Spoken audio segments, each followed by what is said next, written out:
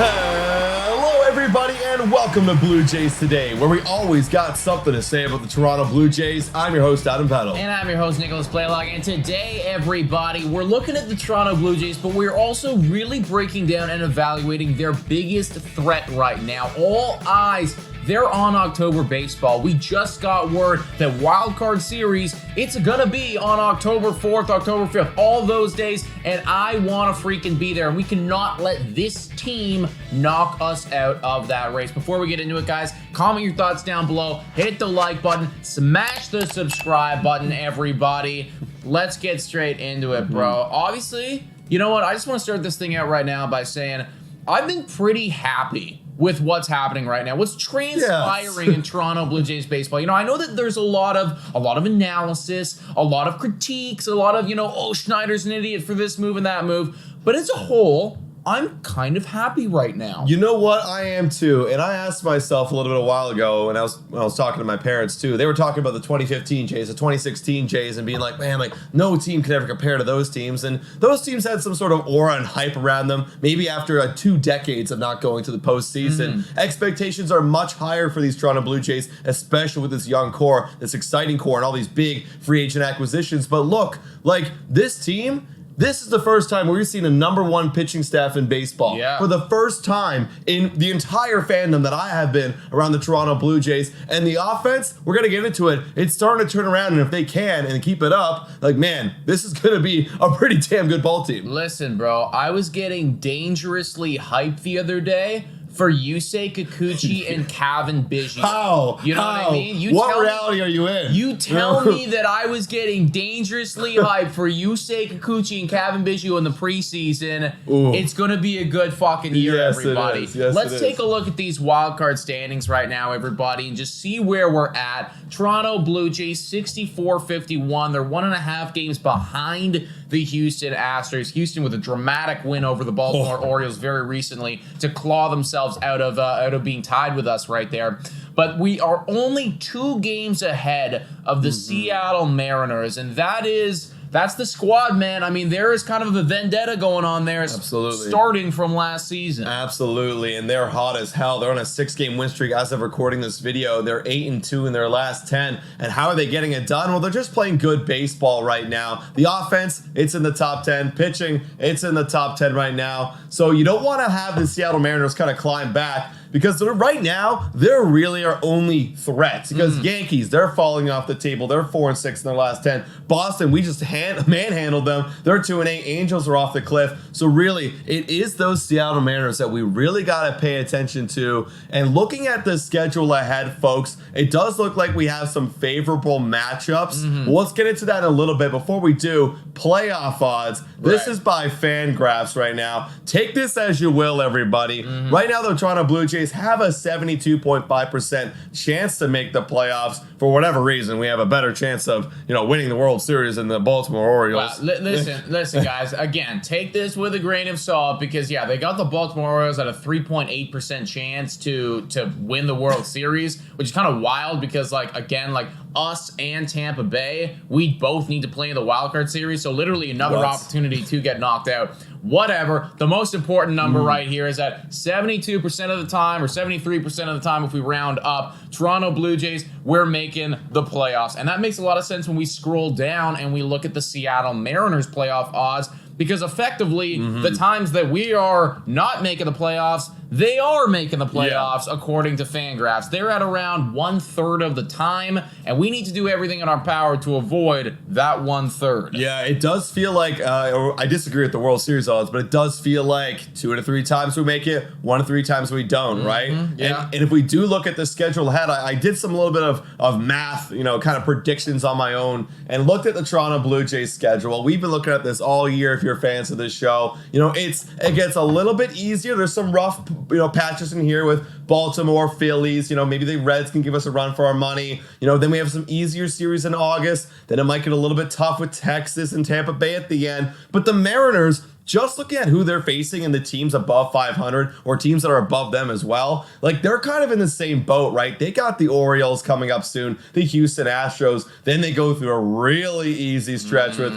White Sox, Royals, and A's. But then if you go over to September, right, they do get some challenging matchups with the Tampa Bay Rays, the Dodgers, the Rangers, the Astros, Rangers again in that tough AL West. So just looking at some predictions, what I did is every series that they had and what we had against teams below us, I gave 2 out of 3 for that team right there. And then every team above either the Seattle Mariners, Toronto Blue Jays, I said we'd lose that series. In a 4-game series, I'd say we only take 1 just to play it even. And out of that, I came to the conclusion that right here, the Blue Jays would be on pace for a 91-71 record, which is pretty dang good. That's pretty good for a playoff chance. And the Mariners, they'd only come out to an 87-75 winning record. So what that means is if we just do our jobs, and take care of business, and even the games that we're not supposed to take care of business, we will still make it to the dance. Bro, that is some serious Blue Jays today Adam Peddle math. That's you guys have been a fan of this show for a while. You know that Adam likes to whip out the percentages. Yeah. We just freaking slap that on the table for y'all right there.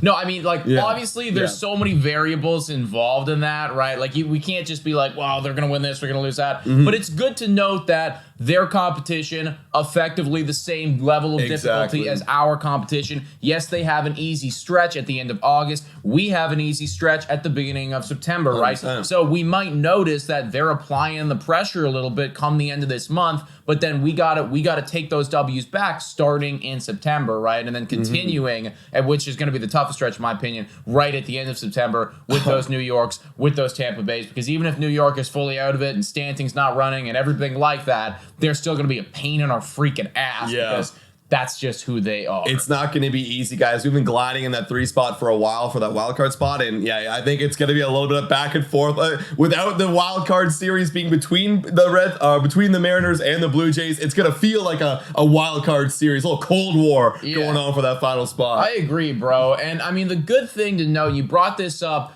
pre-show. Is the statistics of these squads in the last 30 days, right? And I like this a lot, because again, we had some Adam Peddle math going on right there, but we could even chalk up a few more W's for the Toronto Blue Jays if we include this freaking variable, which is the fact that we have been better in the last 30 days in a lot of different categories than these Mariners have. Yeah, absolutely, folks. Like if we just flash over right here, you got the Toronto Blue Jays in team hitting. They're right now ranked 8th. Seattle Mariners, they're ranked 11th. And if you look over at the pitching side of things, folks, we are literally one of the best teams in baseball, not only just in the last 30 days, but in an entire season. Last 30 days, we have a 3.4 ERA. Look at that difference between us and the Cleveland Guardians, who've been taking on this series. Wow. So I hope that we can win the rest of 2 games when this podcast does come out. Side note, though, pitching this year is phenomenal. Like, this is the reason why we are where we are. Like, because the offense used to carry us. Now the pitching's carrying us, and I prefer that much better. Dude, it's a different type of team, right? We've been doing this podcast for a little while right now, this YouTube show, and in the entirety of the time, the whole conversation, the narrative has always been, we're going to need to outslug them. We're going to need to out-hit them, right? And you look at those World Series teams, and there's always been this deep sense of jealousy for me because you have those Houston Astros and the LA Dodgers and like these other squads, Tampa Bay Rays, right? The Braves, all these teams that look like, even more serious World Series contenders than we are. And they're always in the top 5 of pitching. We are finally there, right? We are getting contributions not only from our ace, but from our 4 and our 5 and our bullpen's looking good. Just like side note, man, it's a good fucking time to be a Toronto Blue Jays fan. You were talking about Yusei Kikuchi in the beginning of this podcast. Well, we saw a stat yesterday that said Yusei Kikuchi is amongst the top 30 starters in the MLB. And what that means to me, if you're in the top 30, that means you should be, on average, the best pitcher on your team. Well, we've got 3 pitchers in the top 30, so you got 3 aces there in that rotation. So that is a great sign, like you're saying, bro. Agreed. And then on that Seattle Mariners side of things, they're only 7th right now, so we're playing and outplaying them rhythm in every part of our game. Now, however, we do have another nemesis that isn't outside of the organization, but is inside the organization. If you all know what it is. Whoa, time for your daily Betway breather. A quick reminder that the best place to bet is on Betway. Must be 19 years of age or older to play. In collaboration with iGaming Ontario, please bet responsibly. Now, back to the content. It is the runners in scoring position average. It is tough. So far in this Cleveland series, we're seeing not a lot of runners in scoring position coming home. No. Credit the Cleveland Guardians, like we saw in this little graph right here, in this little chart. They are number 2 in pitching, so they're gonna do that to a lot of opponents, right? But on the positive side to note, you know, our offense overall is getting a lot better overall the year. This is a very minor upgrade, folks. In the total of the year, you know, you got an OPS of 750, right? You know, batting average of 261. Last 28 days, though, you know, 268. OPS of 782, right? You're starting to see a small improvement. And actually, you do see a little bit of a small improvement in terms of just runners in scoring position. We used to be like 220, 230 with batting average. Hey, we're creeping up to 241. You know, so it's something to note, right? Yeah, I mean, when you look at that OPS of 684, it is absolutely still abysmal. I mean, and like neither of us, neither Adam nor I, are gonna lie to you guys and say, oh yeah, you know, like that's great. We're great. They do need to be better, and that they just have to be, right? There was a moment in a game very recent where the bases were loaded with one out, and they were not able to get one runner home. You know, like it's very simple. You just put one in the air, somebody runs in. That's just something that they haven't been capable of doing.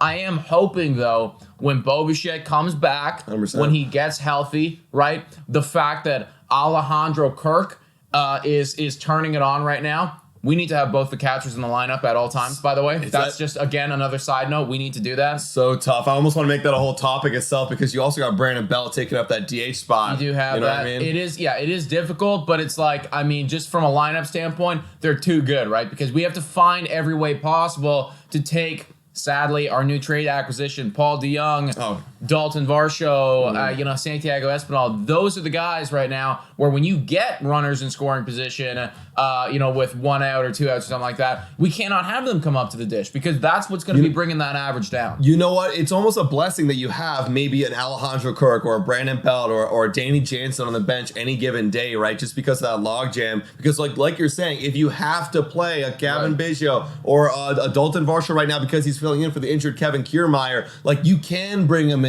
and get that pinch opportunity. We saw with Alejandro Kirk, didn't come up clutch, put a good swing on it, but no runners coming in. But it is almost a blessing, right? It's a good problem to have. No, I do understand that, man. I do get what you're saying. It's just, it is frustrating when you consistently see the same problem from the same guys. Granted, Bo Bichette coming back is going to be a big boost to this team, and we need more Davis Schneider magic, magic going in. I am feeling optimistic that those stats are going to continue to creep up. I don't think that we're ever going to see in this season the Toronto Blue Jays offense of old, but again, that's fine because as we're saying, number 1 in ERA. Keep playing your game, keep keeping those games close, and then when we get the big knock, we put the bullpen in and we lock that thing down. Absolutely. And just the way you were playing right now, like you're saying with the ERA, that the offense getting better since May 26th. I wish, I've been trying to find this stat. We have been the best team in the AL East. So that's something you could reassure yourself with moving forward. Like if we were bad before in the early part of that stretch of that window since May 26th, and we're getting better now, imagine where we could be by the end of the season. I do think this team is destined to go on quite the run. Yeah, no, I agree, man. We have the pieces. So that's what it is, guys. Seattle Mariners, biggest threat right now. Toronto Blue Jays, very capable of taking care of business, everybody. They just got to put up, guys. They do. Guys, let us know in the comments down below. What do you think about the Toronto Blue Jays? What do you think their final record is going to be at the end of the season? If you got any big predictions, let us know as well. And also, folks, we're going to be here the entire way. So smash that subscribe button to watch this journey play out. $3 a month. Become a Patreon member. And also our YouTube members. Massive shout out to all of you guys for being absolute legends. Guys, thank you so much for watching. Go Jays, go!